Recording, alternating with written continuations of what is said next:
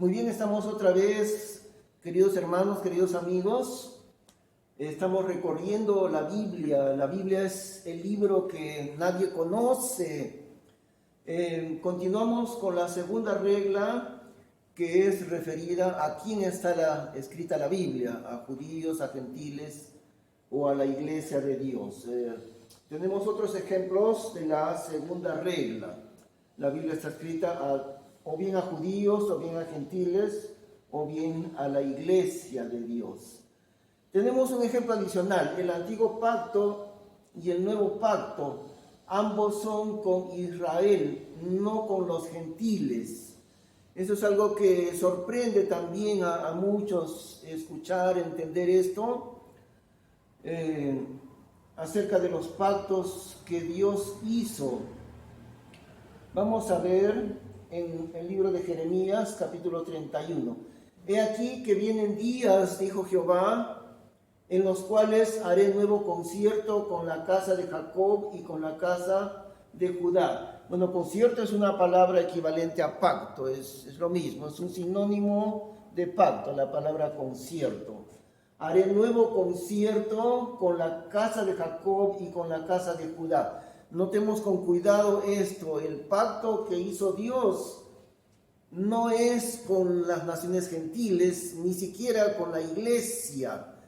Los pactos que Dios ha hecho fueron con la nación de Israel. El primero con Abraham y su descendencia, que es Israel. Más adelante el pacto con la nación entera en el monte Sinaí.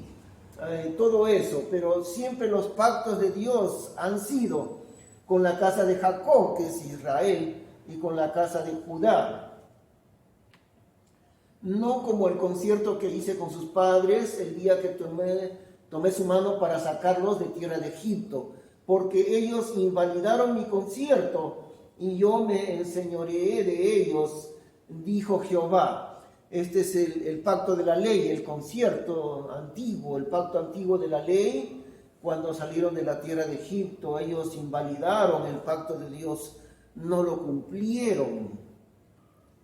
Mas este es el concierto que haré con la casa de Israel después de aquellos días, dijo Jehová. Daré mi ley dentro de ellos y escribirla he en su corazón, y seré yo a ellos por Dios, y ellos me serán a mí por pueblo. Este es el nuevo pacto, el nuevo concierto de Dios con Israel, el pacto de la gracia, la salvación por gracia, por la fe en Cristo. Pero ese pacto de gracia, ese nuevo pacto de gracia, no fue hecho con los gentiles, ni con la iglesia, nada. Ese pacto fue hecho entre Dios e Israel. Y no enseñará más ninguno a su prójimo, ni ninguno a su hermano, diciendo, conoced a Jehová. Porque todos me conocerán, desde el más chiquito de ellos hasta el más grande, dijo Jehová. Porque perdonaré su maldad y no me acordaré más de su pecado. El pacto de salvación por la fe en Cristo está aquí, el nuevo pacto, pero hecho con el pueblo de Israel. En la Biblia no existe ningún pacto entre Dios y las naciones gentiles, o un pacto con la iglesia. Bueno, algunos dicen que sí hay un pacto entre Dios y los gentiles después del diluvio, en la época de Noé. Pero hay una cosa allí, bueno, Dios establece un pacto con el mundo entero, diciendo que con la señal del arco iris, Dios nunca más castigaría al mundo con un diluvio universal. ¿Es cierto? Pero hay un detalle ahí, en ese caso el pacto no es ni con Israel ni con los gentiles, porque Israel ni siquiera existía en el tiempo de Noé. Es un pacto con el mundo entero, tanto con Israel, que no existía, tanto como el resto del mundo. Así que ni siquiera ese pacto se puede aplicar a los gentiles. Y aparte de ese mencionado en Génesis 9, no hay ningún pacto, no existe un pacto entre Dios y los gentiles, o un pacto con la iglesia, tampoco. Entonces la pregunta que viene es esta, ¿no? ¿Cómo es entonces que nosotros los gentiles recibimos salvación por el nuevo pacto de la gracia? Claro, esa es la pregunta. Entonces, si Dios no hizo pacto con nosotros los gentiles, ¿cómo recibimos salvación por el pacto de la gracia? Lógicamente. Y la respuesta es esta: hemos sido incorporados al pacto de Dios con Israel. Hemos sido recibidos en ese pacto, hemos sido injertados, como veremos más adelante. El pacto es con Israel y Dios nos trajo para incorporarnos al pacto suyo con Israel. Eso es lo que ha sucedido. En Romanos dice que nosotros somos el olivo silvestre, los gentiles el olivo silvestre, el olivo chusco, como se puede también decir. Y de ahí hemos sido injertados en el olivo verdadero, que es la nación de Israel. Fuimos traídos e injertados en Israel, nosotros los gentiles. Por tanto, tened memoria que vosotros que en otro tiempo erais gentiles en la carne, que erais llamados incircuncisión, por la que se llama circuncisión en la carne, la cual se hace por mano. Siempre en la Biblia, al decir circuncisión, estamos hablando de Israel. Los judíos tenían que circuncidarse como mandato de Dios. Entonces nosotros los gentiles éramos llamados los incircuncisos, como decían ellos, los inmundos que no tienen la ley de Dios, y era cierto, que erais en aquel tiempo sin Cristo, alejados de la República de Israel y extranjeros a los conciertos de la promesa, extranjeros a los pactos de la promesa, sin esperanza y sin Dios en el mundo. Está diciendo el apóstol: acuérdense que ustedes los gentiles en otro tiempo, antes de conocer a Cristo, estaban ustedes lejos de los pactos de Dios, sin esperanza y sin Dios en el mundo, porque el alcance de los pactos de Dios no era para ustedes. Ustedes estaban muy alejados de Israel y no tenían la salvación. Mas ahora en Cristo Jesús, vosotros que en otro tiempo estabais lejos, habéis sido hechos cercanos por la sangre de Cristo. Por medio de la sangre de Cristo hemos llegado a ser parte de las promesas de Dios a Israel, no de las promesas a los gentiles, sino a Israel. Porque Él es nuestra paz, el Señor Jesús, el que de ambos pueblos ha hecho uno solo, ambos pueblos. Es decir, Israel y los gentiles, ambos pueblos ahora han venido a ser uno solo, y ha derribado el muro de división que mediaba entre ellos. Había una separación tajante, ¿no? Un gentil no podía venir a Dios a no ser que se convirtiera en judío. Tenía que circuncidarse, tenía que volverse judío, y entonces recién podía recibir y la bendición de Dios, recién podía acercarse a Dios. Había un muro de separación entre la nación santa de Israel y las otras naciones, deshaciendo en su carne, Cristo en su cuerpo, la enemistad, es a saber, la ley de los mandamientos, que consistían en ritos, para formar en sí mismo los dos en un nuevo hombre, haciendo así la paz. Para formar en Cristo de los dos, es decir, Israel y los gentiles, que estaban tajantemente divididos, pero para formar ahora, por la sangre de Cristo, han sido los dos formados en un nuevo hombre. Quiere decir, tanto los judíos como los gentiles ahora pueden ser objeto de la salvación de Dios, del nuevo pacto de la gracia, por medio de la sangre de Cristo. Y para reconciliar con Dios a ambos en un mismo cuerpo por la cruz, habiendo matado por ella la enemistad. Existía una enemistad, una división fuerte y tajante entre judíos que eran santos ante Dios y los gentiles, sin nada que ver con Dios, habiendo matado por la cruz esa enemistad entre Israel y los gentiles por la sangre de Cristo, llegando a ser ahora ambos, judíos y gentiles, pudiendo ambos ahora llegar a Dios directamente por medio de la sangre de Cristo. Y vino y anunció la paz a vosotros que estabais lejos y a los que estaban cerca, que por él los unos y los otros tenemos entrada por un mismo espíritu al Padre. Así que ya no sois forasteros y extranjeros, sino conciudadanos de los santos y familiares de Dios. Ya no somos forasteros, extranjeros, muy lejos del pueblo de Dios, ya no. Ahora somos conciudadanos de los santos. ¿Pero quiénes son los santos?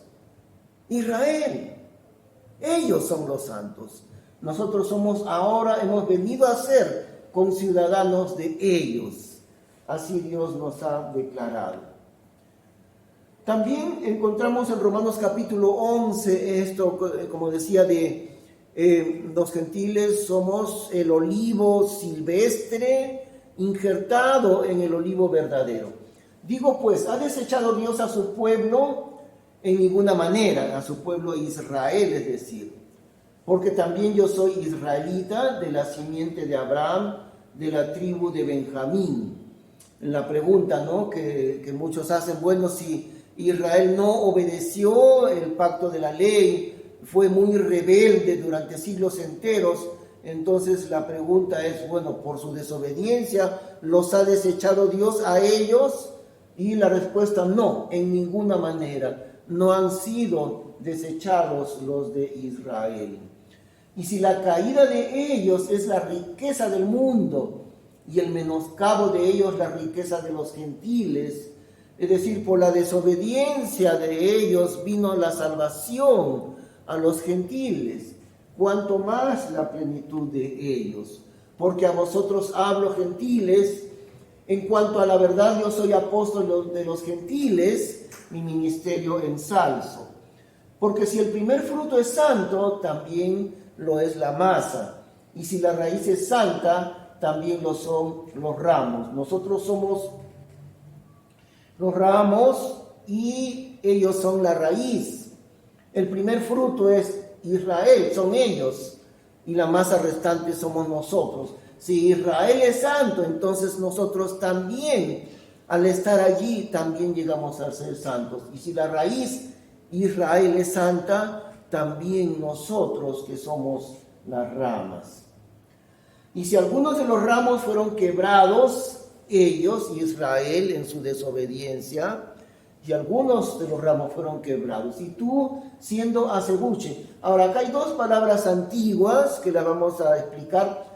Quiere decir esta palabra olivo silvestre, acebuche, una palabra de la agricultura, ¿no? El olivo silvestre, el olivo chusco, el acebuche. Y ingerido, decían antiguamente, ahora decimos injertado, porque usamos la versión Reina Valera de 1865. Ingerido, injertado, decimos ahora. Y si algunos de los ramos fueron quebrados, y tú siendo acebuche has sido ingerido en lugar de ellos, y has sido hecho participante de la raíz y de la grosura de la oliva son ellos. No te jactes contra los ramos, mas si te jactas, sabe que no sustentas tú a la raíz, sino la raíz a ti. Dirás pues, los ramos fueron quebrados para que yo fuese ingerido, o sea, yo fuese injertado. Bien, por su incredulidad fueron quebrados, mas tú por la fe estás en pie. No te ensoberbezcas, antes teme, porque si Dios no perdonó a los ramos naturales, teme que a ti tampoco te perdone. Ahora, esto es algo que se puede comprender también si una familia quiere adoptar un hijo, una familia que tiene, digamos, dos hijos de padre y madre, de la sangre de ellos, pero ellos tienen en su corazón el propósito de adoptar dos niños, dos hijos más. y los adoptan legalmente y les ponen su apellido y todo eso. ¿Y qué va a suceder? Aunque aquellos dos hijos adoptados no han salido de la sangre de papá y de mamá, no importa. Ellos han sido adoptados legalmente. Todos los derechos legales de ser hijos les corresponde a ellos por adopción, por adopción. Eso es lo que ha pasado con nosotros los gentiles. Hemos sido injertados, nosotros que somos del olivo silvestre, hemos sido injertados en el olivo verdadero que es Israel. Dios nos ha injertado en el olivo de Israel. Y también podríamos decir, hemos sido adoptados, éramos de la calle, pero Dios nos tomó, nos trajo dentro de su familia espiritual, nos adoptó por Cristo Jesús. Y aunque no éramos del pueblo de Dios Israel, no importa, Dios quiso traernos y adoptarnos en su pueblo santo Israel. Y ahora entonces, al ser adoptados, tenemos los mismos derechos que tiene Israel en el pacto de la gracia, la salvación en Cristo, en ese pacto que Dios hizo con Israel de salvación por la gracia. Tengamos cuidado con la llamada teología del reemplazo. Debemos advertir esto, porque estamos en la regla número 2, ¿no? Cada pasaje bíblico siempre tiene uno de los tres destinatarios. En toda la Biblia siempre va a haber uno de estos tres destinatarios, o bien Israel, o bien los gentiles, o bien la iglesia. Ahora recordemos que la iglesia no es gentil propiamente dicho. Si bien es cierto que la mayor parte de los creyentes en Cristo, la gran mayoría de los creyentes son gentiles, pero todo judío está libremente la puerta para él, para una persona judía, al creer en Cristo, entra también a ser integrante de la iglesia. Es decir, en la iglesia ya no hay diferencia, ya no hay la barrera entre judíos y gentiles. Aunque casi todos los creyentes son gentiles, Israel tiene entrada también por la fe en Cristo a ser parte de la iglesia. Pero tengamos bastante cuidado con lo que a veces se le llama la teología del reemplazo. ¿Qué es esto? La teología del reemplazo dice que debido al fracaso de Israel, debido a su desobediencia continua, entonces todo lo de ellos se cumple en la iglesia, que las promesas que Dios dio para Israel, como ellos desobedecieron hasta el colmo, entonces ahora ya no son para ellos esas promesas porque fracasaron. Ahora todo lo que era de Israel se traspasa para la iglesia, y la iglesia está entonces reemplazando a Israel. Eso es lo que llaman teología del reemplazo, que es totalmente errado. No es así dentro de la Biblia. Dios nunca ha dicho que la iglesia va a reemplazar a Israel. ¿Por qué? Todo lo que Dios prometió a Israel se cumplirá al pie de la letra. Todas las promesas de Dios para Israel que están en el Antiguo Testamento se han de cumplir. Eso no es una enseñanza bíblica que la iglesia va a reemplazar a Israel. Israel fracasó. Dios nunca fracasa. Dios cumplirá al 100% las promesas de bendición para su pueblo Israel. Y claro, está por venir en el futuro, pero la iglesia no está reemplazando el lugar que tiene Israel. La iglesia es un pueblo diferente. Recuerdan que hemos hablado que en el reino del Señor Jesús, la iglesia es la esposa del rey. Israel son los familiares del rey. Pero ninguno reemplaza al otro, tiene su lugar cada uno. Israel como la familia del rey, la iglesia como la esposa del rey. Muy bien. La Biblia dice inclusive que es una blasfemia atribuirnos a nosotros lo que corresponde a Israel. Por eso recordemos que ya hemos dicho la teología de la prosperidad, en donde le hacen creer al hermano que no sabe, le hacen creer, hermanito, tú paras muy pobre, no tienes trabajo, paras sufriendo con tu economía, no te alcanza nunca el dinero. ¿Sabes qué sucede? Tú tienes un problema con Dios. Algo debes tener. Por eso es que Dios no te bendice. Por eso pasas tanta estrechez económica. Tienes que revisar tu vida y tu relación con Dios. Porque si tú estuvieras bien con Dios, serías bendecido grandemente en tu economía. Y eso no tiene ningún sustento bíblico. Lo que ellos están haciendo es queriendo poner en el creyente de la iglesia las promesas de Dios a Israel. Dios le prometió a Israel bendición económica, una prosperidad enorme, si cumplían la ley de Dios, si cumplían su mandamiento. Dios le promete una gran prosperidad, riqueza, exactamente. Pero eso Dios le prometió a ellos, a Israel, a los judíos, no a nosotros que somos la iglesia. No hay promesas de riqueza material para nosotros que integramos la iglesia. No hay. Hay sí, eso sí hay la promesa de proveer nuestras necesidades. Eso sí, reafirma la Biblia que Dios es fiel en proveer lo necesario para los creyentes de la iglesia también. Pero no de riqueza ni de prosperidad. Y entonces por eso es una blasfemia atribuirnos a nosotros lo que corresponde a Israel.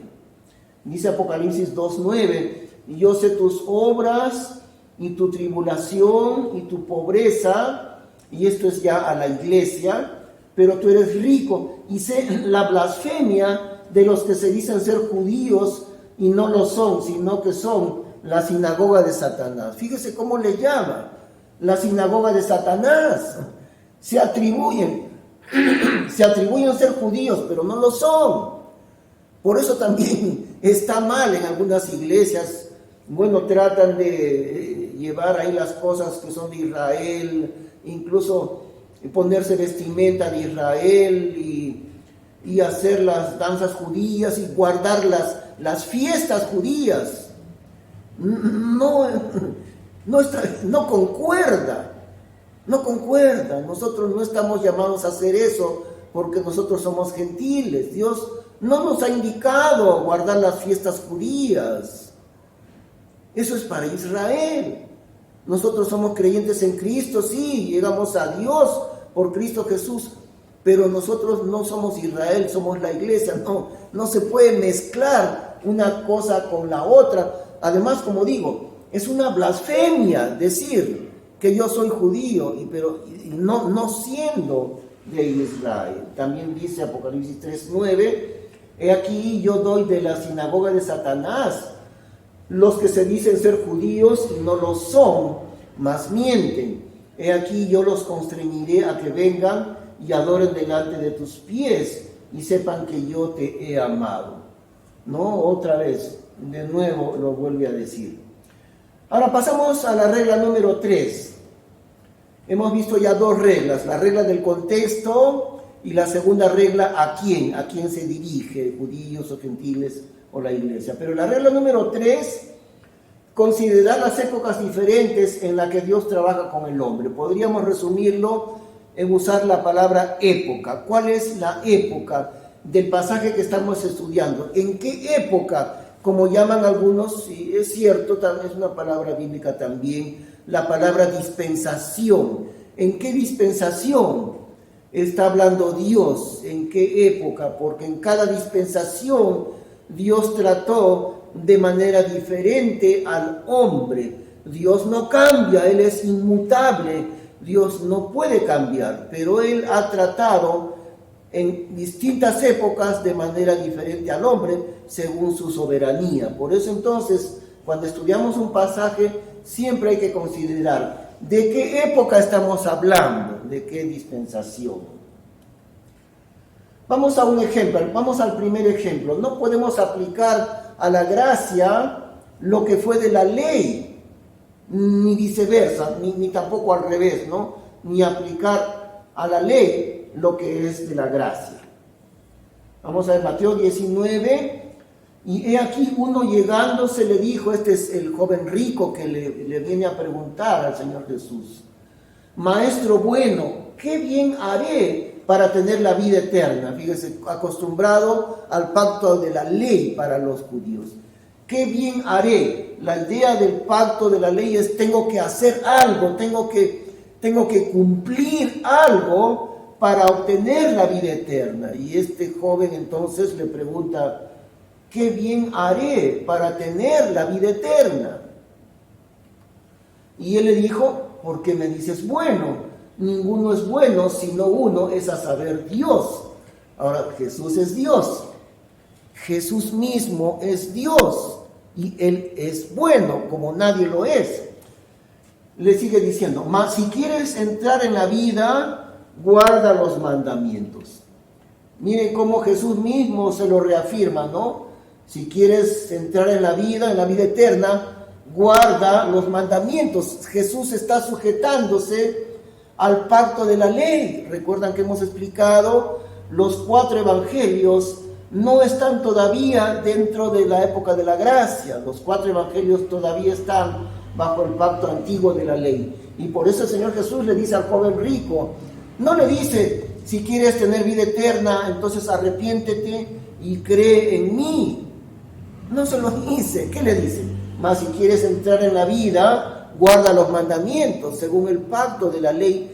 En ese momento Jesús todavía está situado bajo el pacto de la ley. Todavía Él no ha muerto, todavía no ha comenzado la validez del pacto de la gracia hasta que muera el Señor Jesús. Vamos a un segundo ejemplo, Ezequiel capítulo 18, donde aparentemente se puede perder la salvación. Y ahí están los hermanos pentecostales que siempre van a decir: mira, está muy claro aquí, por ejemplo, en Ezequiel 18, ¿ves, hermano? Allí está escrito, tú puedes perder la salvación. Si tú retrocedes, si dejas de ser fiel al Señor, vas a perder la salvación. Y yo te lo demuestro porque está ahí en Ezequiel capítulo 18. Vamos a ver allí. Y el hombre que fuere justo e hiciere juicio y justicia. Estamos en la época de la ley, por eso esta regla dice de qué época estamos hablando, ¿no? La tercera regla, de qué época se trata.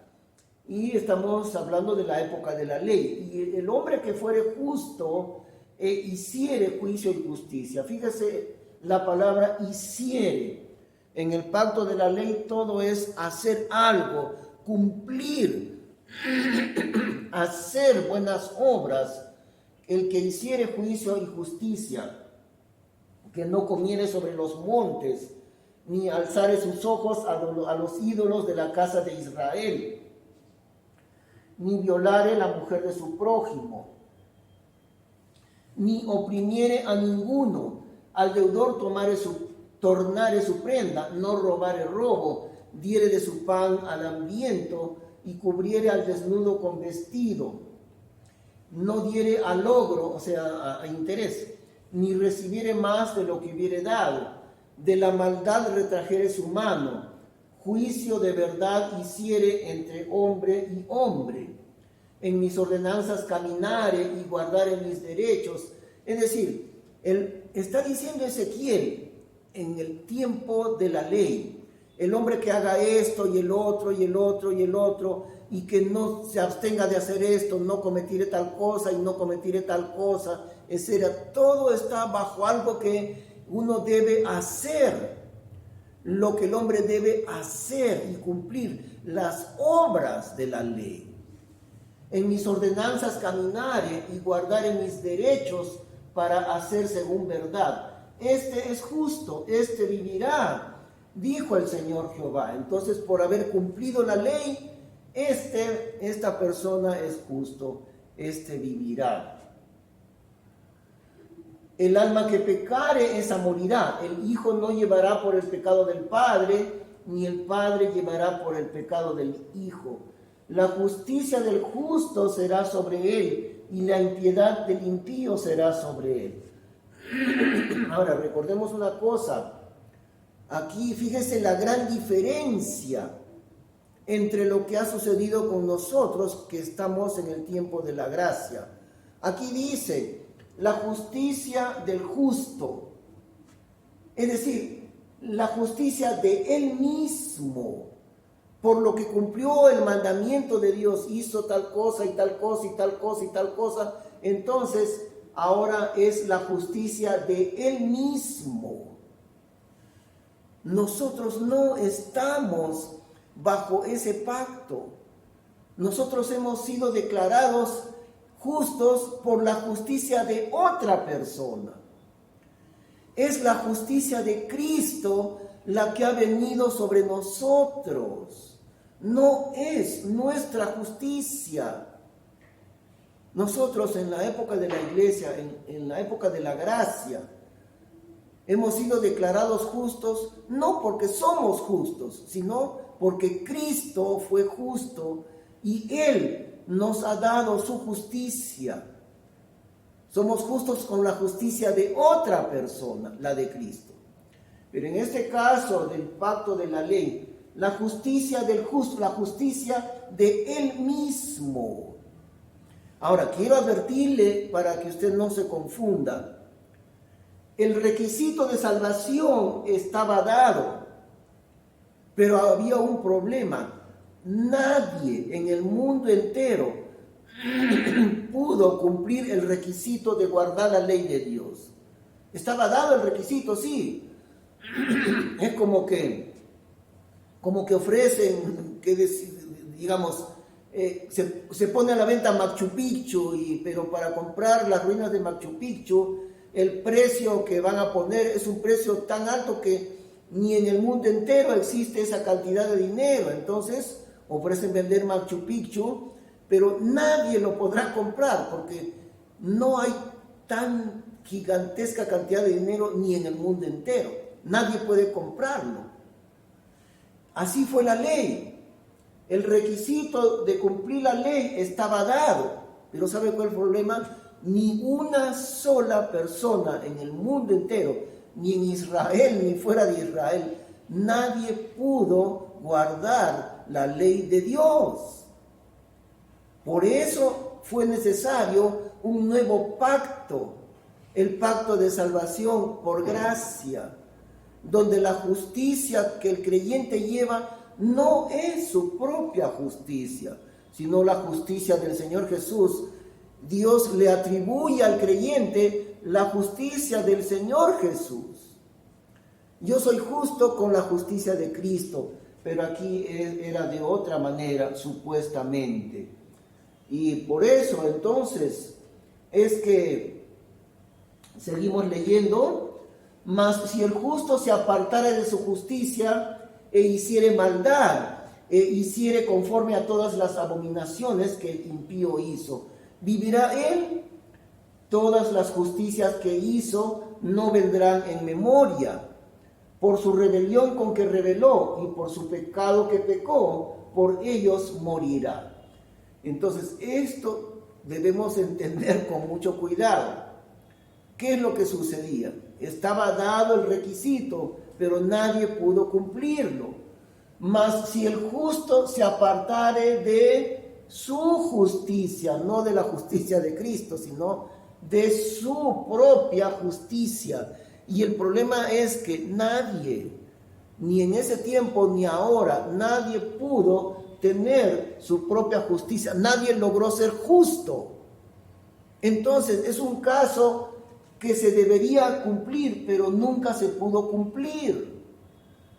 Ningún hombre llegó a ser justo, pero el requisito está puesto allí. Bueno, si el hombre que es justo se aparta del cumplimiento de la ley, entonces Todas las justicias que hizo no vendrán en memoria, por su pecado morirá. Todas las justicias que hizo, pero nadie hizo ninguna justicia, nadie pudo hacer ninguna justicia. Y ahí está la explicación.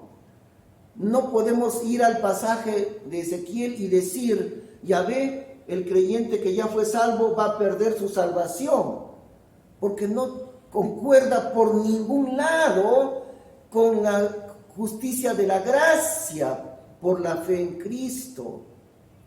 El pacto de la ley no dio salvación a nadie, ni le daba salvación ni le quitaba, no podía dar salvación a nadie. Por eso es que está completamente errado aplicar esto diciendo que se va a perder la salvación. Vamos a un tercer ejemplo, supuestamente la maldición por no dar el diezmo, algo que en muchas iglesias hemos escuchado eso, ¿no? Hermano, tú le estás robando a Dios, no vamos a ser ladrones, tú eres ladrón, porque así dice la Biblia, que no das tu diezmo, tú eres un ladrón. Y así muchas veces es que se dice. Bueno, vamos a leer en Malaquías capítulo 3. Desde los días de vuestros padres os habéis apartado de mis leyes y nunca las guardasteis. Tornaos a mí y yo me tornaré a vosotros, dijo Jehová de los ejércitos. Y dijisteis, ¿en qué hemos de tornar? Bueno, tornar, o sea, volver, ¿no? ¿En qué hemos de arrepentirnos? ¿Robará el hombre a Dios? Porque vosotros me habéis robado. Y dijisteis, ¿en qué te hemos robado? En los diezmos y las ofrendas. Malditos sois de maldición, que vosotros me habéis robado toda la nación. Entonces, esta regla dice la época. Al estudiar un pasaje, estudie de qué época se trata. Estamos en la época de la ley. Y como vimos ya en Deuteronomio, allí, según la ley, Dios le aplica a Israel bendiciones enormes, prosperidad enorme, si obedecían la ley de Dios. Pero también maldiciones terribles, maldiciones espantosas, si es que desobedecían la ley de Dios. Entonces, según ese criterio de la ley, para el pueblo de Israel, recuerde, aquí podemos hablar de la segunda y de la tercera regla. ¿Qué dice la segunda ley? La Biblia está escrita a 3 grupos de personas, Israel o los gentiles o la iglesia. Entonces, en la segunda regla nomás podemos ver, no está dirigido a la iglesia, sino a ellos, a los judíos. Y si vamos a la tercera regla, lo mismo. No estamos en la época de la iglesia, ni en la época de la gracia. Estamos en la época de la ley. Y en la época de la ley había muchas maldiciones. En realidad, había más maldiciones que bendiciones. Entonces, por eso es que no podemos aplicar esto a la iglesia. Nosotros funcionamos bajo la gracia y bajo el amor de Dios. Ahora, ¿eso quiere decir que no vamos a dar el diezmo? No entendamos mal. Por ejemplo, yo mismo siempre doy mi diezmo. Hace muchos años, hace como 50 años, que yo siempre doy mi diezmo y actualmente doy más del diezmo. Lo cumplo. No doy el diezmo, doy más del diezmo. ¿Por qué? Porque si no lo doy soy maldito. No. Si yo no doy mi diezmo, Dios no me va a maldecir, porque yo no soy del pueblo de Israel, ni estoy en la época de Israel. Entonces no podemos decir en nuestra época a los hermanos de la iglesia, no, hermano, tú eres un ladrón porque no das tu diezmo. Eso se aplica a los judíos en el tiempo de la ley. Por esa razón es que es tan equivocado aplicarnos a nosotros. Y como vuelvo a decir, ¿cuál es la enseñanza del creyente de la iglesia para dar al Señor? El creyente del tiempo de la iglesia debe dar mucho más al Señor que lo que daban los judíos. Ellos se contentaban con dar su diezmo, y dando su diezmo pensaban que ya eran justos delante de Dios. ¿Sabe qué es lo que le dice Dios a usted, querido hermano, que es parte de la iglesia? Usted tiene que dar al Señor su vida entera, no solamente su diezmo. En primer lugar, tiene que darle su corazón, tiene que arrepentirse, tiene que darse usted todo entero al Señor. No solamente su bolsillo, todo de su vida tiene usted que dárselo al Señor. ¿Por qué? ¿Por el temor de la maldición? No, no por el temor de maldición, sino por el amor a Él. Y la Biblia dice que nosotros hemos sido comprados bajo precio de sangre, de la sangre de Cristo. Por lo tanto, yo ya no me pertenezco a mí mismo.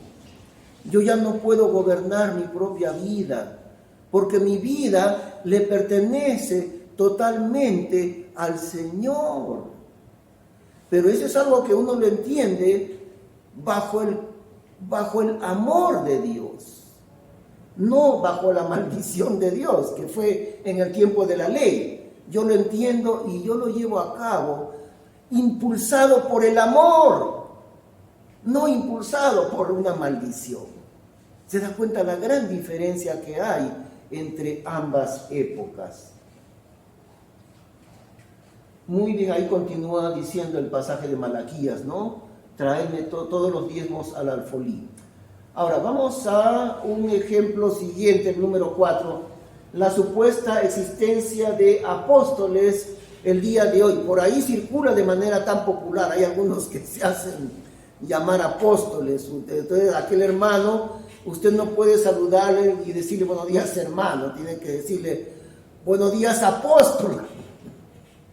A ciertos líderes de ciertas iglesias. ¿Cómo está apóstol? Bueno, un poco le falta para que usted tenga que medio arrodillarse delante del supuesto apóstol, ¿no? En diferentes iglesias enseñan eso. Vamos a ver lo que dice la Biblia. Dice la Biblia que nosotros, en el tiempo de la iglesia, estamos edificados sobre ellos. Vamos a leer. Edificados sobre el fundamento de los apóstoles y de los profetas, siendo el mismo Jesucristo la principal piedra angular. Nosotros somos un edificio, y ese edificio espiritual, ese templo de Dios que es su iglesia en este mundo, y más específicamente cada iglesia local es un edificio de Dios, no la iglesia universal, sino cada iglesia local es un edificio espiritual, es el edificio de Dios. Y hemos sido edificados sobre un fundamento. ¿Cuál es el fundamento? El fundamento de los apóstoles y de los profetas. Y también sobre Cristo, porque Cristo es la piedra angular. Sobre Cristo se edifican los apóstoles y profetas. Y sobre todos ellos, Cristo más los apóstoles, sobre ellos estamos edificados nosotros, en el cual todo el edificio, bien ajustado consigo mismo, crece para ser templo santo en el Señor, en el cual vosotros también sois juntamente edificados para morada de Dios por el Espíritu. Ahora, vemos que en el inicio de la iglesia, en el mismo nacimiento de la iglesia, y perseveraban en la doctrina de los apóstoles, y en la comunión, y en el rompimiento del pan, y en las oraciones. Esto es partir el pan, la cena del Señor. La doctrina de los apóstoles, fíjese con cuidado, hermano, esta palabra. Perseveraban en la doctrina de los apóstoles. Es decir, no había nada del Nuevo Testamento, no estaba escrito el Nuevo Testamento todavía. Demoró largos años en completarse el Nuevo Testamento, hasta el año 90 más o menos del primer siglo. Bueno, si el Señor Jesús resucitó más o menos en el año 33, 34. Entonces, fíjese cuántos años pasaron hasta el año 90, en que se completó recién la escritura. Mientras tanto, ¿quién era la palabra de autoridad de parte de Dios? Ellos, los apóstoles. Y es por eso que dice que ellos continuaban en la doctrina de los apóstoles. A falta del Nuevo Testamento, ellos enseñaban la palabra de Dios, que habían aprendido viviendo al lado de Jesús durante más de 3 años. Ahora seguimos. El apóstol Pablo dice lo siguiente: ¿no soy yo apóstol? ¿No soy libre? ¿No he visto a Jesucristo, el Señor nuestro? ¿No sois vosotros mi obra en el Señor? Si para los otros no soy apóstol, sin embargo para vosotros ciertamente lo soy, porque el sello de mi apostolado vosotros sois en el Señor. Ahora veamos cuidadosamente estas palabras de aquí. No he visto a Jesucristo, el Señor nuestro. Pablo verdaderamente fue uno de los apóstoles. Dios mismo lo colocó como apóstol, a pesar de que él no fue parte de los 12, porque uno de los requisitos para ser apóstol era haber sido testigo ocular, es decir, haber conocido personalmente al Señor Jesús. Y Pablo cumplía este requisito, digamos así, a las justas, porque aunque no estuvo acompañando a Jesús personalmente, sin embargo, él había visto al Señor Jesucristo directamente, porque el Señor Jesús se le apareció a él, visiblemente se le apareció a Pablo, y entonces fue cumplido el requisito de haber visto personalmente al Señor Jesús. Ese era el requisito indispensable para los apóstoles. Ahora preguntamos, ¿quién de los que se hacen llamar apóstoles el día de hoy ha visto personalmente al Señor Jesús? Peor todavía, habiéndose terminado de completar la escritura, terminando Apocalipsis, no hay más apóstoles que enseñen la palabra de Dios. No hay más. Y si alguien se hace llamar apóstoles, como aquello de ser judío sin ser judío es una blasfemia, es lo mismo. Un hermano, un líder, un pastor que se hace llamar apóstol está diciendo una blasfemia, porque ya no hay ningún apóstol el día de hoy. ¿Por qué no hay? Porque los mismos apóstoles que escribieron la palabra de Dios siguen siendo el fundamento de la iglesia. ¿Qué es lo que dice en Efesios? Hemos leído hace un momento. Edificados sobre el fundamento de los apóstoles y profetas, siendo la principal piedra del ángulo Jesucristo mismo. Nosotros, el día de hoy, integrantes de la iglesia, seguimos edificándonos con los mismos apóstoles, sobre ese mismo fundamento. ¿Cuáles apóstoles? Los que el Señor estableció. El apóstol Pedro, el apóstol Juan, los apóstoles que están ahí, los que escribieron el Nuevo Testamento, incluyéndolo a Pablo. Los mismos apóstoles del tiempo del Señor Jesús siguen edificando nuestra vida espiritual el día de hoy. Y por eso, una vez que se completó la escritura, pues el propósito de los apóstoles era enseñar la doctrina a la iglesia. Lo hicieron.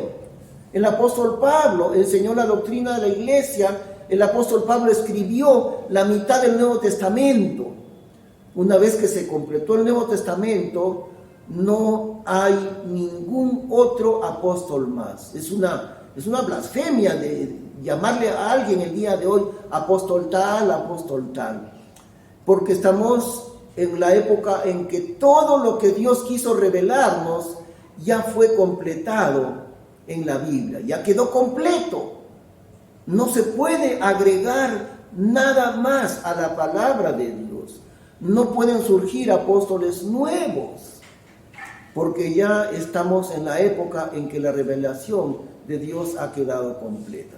Muy bien, recordemos cuáles son las 3 reglas hasta ahora. La primera regla, la del contexto. La segunda regla, ¿a quién? ¿A quién está escrito ese pasaje? ¿Judíos o gentiles o a la iglesia? Y la tercera regla, ¿de qué época está hablando Dios?